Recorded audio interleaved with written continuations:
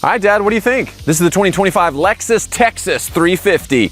That's what the TX stands for, right? Okay, great. It's got luxury, it's got convenience, it's got the kind of quiet solitude that you need after a morning of rushing your kids to school, when your son spills syrup all over his shorts and he has to change them right before getting out the door. Of course, he doesn't like sticky. Who likes sticky? But he doesn't like sticky, and it becomes a whole thing, and you drop them off in a hurry and you have to take them into the office, but then you also have to take your kid. I'm just saying there's not a lot of these quiet solitude places around, but the TX 350 provides that. Instead of a long-winded, drawn-out review, I figured I'd hit it up this way. 3 pros, 3 cons. Let's get going. Pro number 1, the space. 3 usable rows of seats. I can even sit in the back. Of course, I can sit in the middle. There's ventilated seats there. There's heated seats there. There's great ventilation. There's vents in the ceiling. It's great back there, and it's even better up front. And look at these seating surfaces. This mix of suede with different leather, perforated. Of course, these are ventilated and heated as well. Oh, gotta get my glasses out. You got a hidden storage space right here. You have nice little passenger cubby right here. You got a double flip center console right here, which is very deep. You've got cup holders in the middle that are removable. I can put my wallet over here. So if you got something bigger than just like a little coffee cup, you can stick it there. In fact, when it comes to space, you've got more second and third row legroom than you do in competitors like the XC90 and the Audi Q7. Impressive. And even with all 3 rows folded up, you still have about 20 cubic feet, which is enough for storing definitely groceries and a run to Costco, but also some bags for a road trip.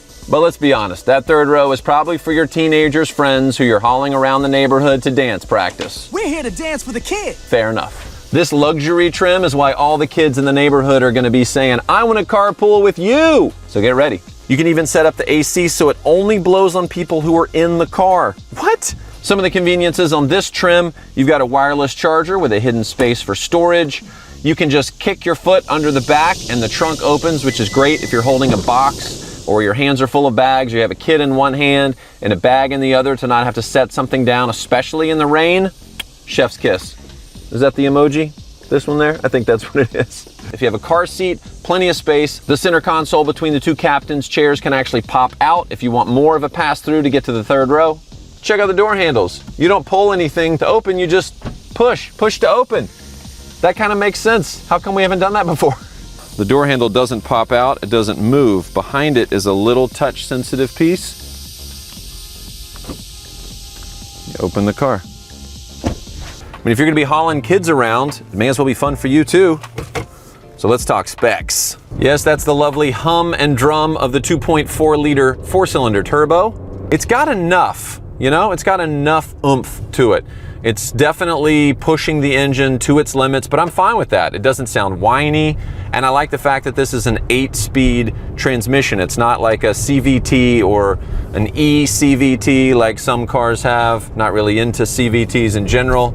I mean, they're good for fuel economy, but not quite as fun to drive, I feel like. This has decent sound to it. Of course, when you're driving, there is some body lean back and forth. That's to be expected. You're sitting up high. This is a 6,010-pound SUV. That's heavy. And if you want better handling maybe, or better suspension, you should opt for the new for 2025 F Sport handling package. Yes, that's right. You could get the TX 350 all-wheel drive with that. This one does not have that, but I think I would opt for that because I like to drive. Even running errands, you know, still driving, right? I appreciate a couple things right off. I like the huge screen.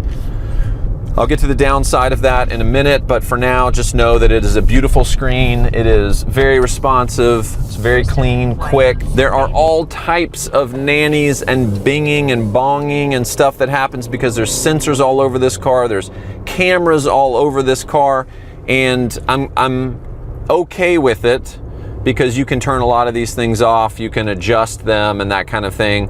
You're a parent and you're driving a car around with kids in the back, you're probably distracted. They're asking for stuff, you're looking for the stuff. Where's the thing? Where's the permission slip? Where's that sheet of paper? Where's the pickup number for my kid? I gotta look for that. So I like that there's other things looking out for you. In fact, I was pulling out of the driveway, which is a very narrow driveway we have, and the front left, I think it would have made it, but the vehicle was like, the TX was like, hey, you're too close, I'm not comfortable, boom, and it stopped for me. And a big sign came up on the dash that said brake, and I was like, oh, okay. So that was nice, because even if you don't get in a wreck in your car, you certainly don't want to be scratching it up, something like this especially. I like the way the steering wheel feels. It's got the paddle shifters, which is really nice. Feels more like the steering wheel off like an IS or something, so it definitely has more of a sporty feel to it.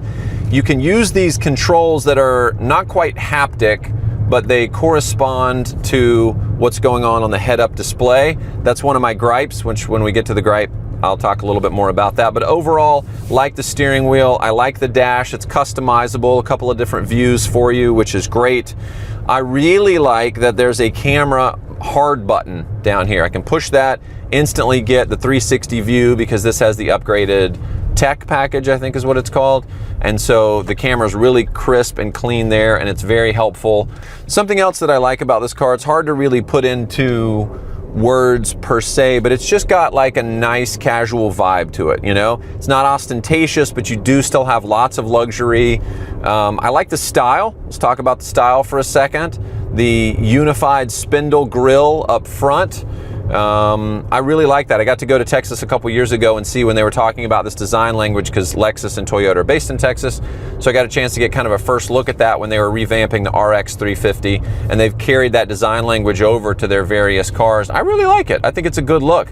I really like that squared off rear end. It's flat, squared. I like the Lexus script in the back. I think that's a good look.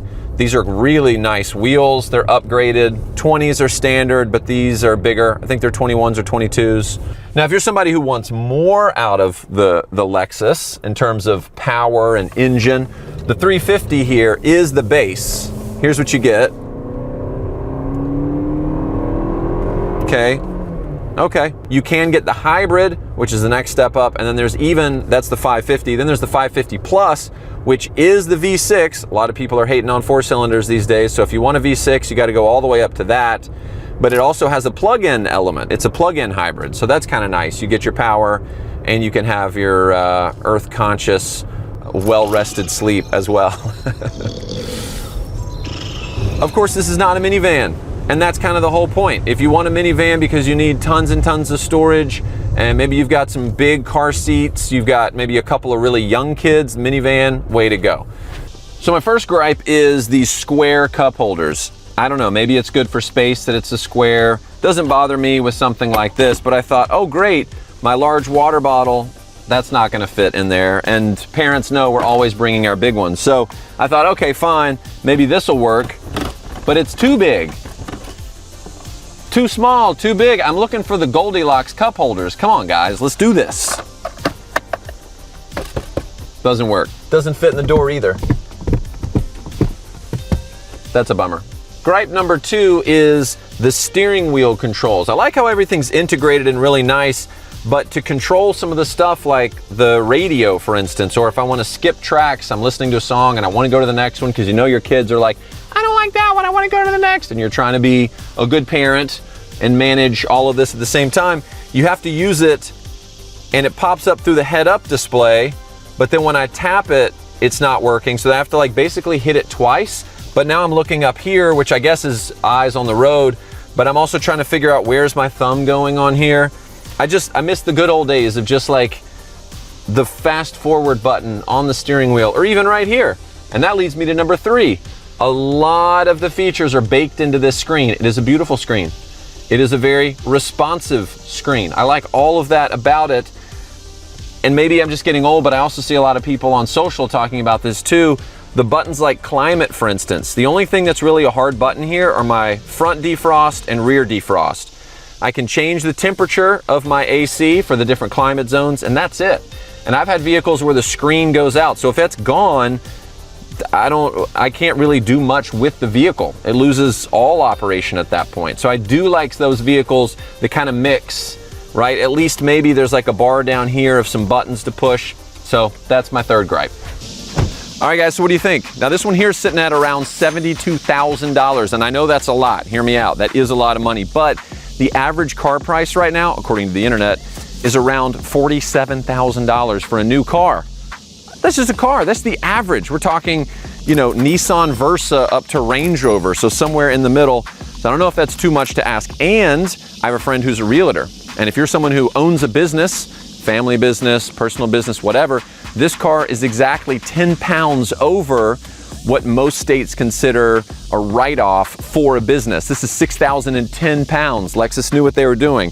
So you're getting luxury, you're getting that Lexus quiet solitude sanctuary, you're getting 3 very usable rows of seats, even for adults. I love the amount of technology that they put in there. Of course, there's some gripes with the touchscreen, etc., but that's gonna be on all new cars. I love the pano roof. I love that the second row can have ventilated and heated seats that they slide back and forth. There's a ton of convenience there. And if no one's behind you, you can just chill out like that too. Pretty nice. So my friend who's a realtor was asking me what's a great car for her, something that's not ostentatious or braggadocious, yet at the same time, she can roll up to sell a multiple $1,000,000 home in something and people aren't gonna be like, have you never sold a home before? You're in your Nissan Versa or whatever. And this is understated. It's more than a Grand Highlander, which is basically the same version of it from the Toyota standpoint, but you get a little bit more of that Lexus class, that panache, and I'm into it. So what do you guys think? Let us know in the comments below. Make sure you're following us on social. Have a great day and enjoy your drive. I'm out.